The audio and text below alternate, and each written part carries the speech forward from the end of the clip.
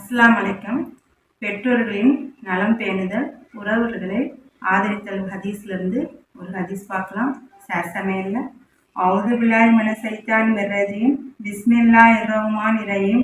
Abu Hurairah ரலியல்லாஹு அன்ஹு அவர்கள் கூறுகின்றார்கள், ஒரு மனிதர் ரசூலுல்லாஹி ஸல்லல்லாஹு அலைஹி வஸல்லம் அவர்களிடம், யா ரசூலே, எனக்கு சில உறவுகள் உள்ளனர். அவர்களிடம் நான் சேர்கிறேன், ஆனால் அவர்கள் என்னை துண்டிக்கின்றனர். நான் அவர்களுக்கு நல்ல உபகாரம் செய்கிறேன், ஆனால் அவர்கள் எனக்கு தீங்கு செய்கின்றனர். நான் அவர்களுடன் சகிப்பு தன்மையுடன் இருக்கிறேன், ஆனால் அவர்கள் என்னிடம் மடத்தனமாக நடந்துக்கிறார்கள் என்று கூற, நபியானவர்கள், நீர் கூறுவது போல் நீர் இருந்தால் நீர் அவர்களை கடும் சாம்பலை தின்ன வைத்தவர் போன்றாவீர்.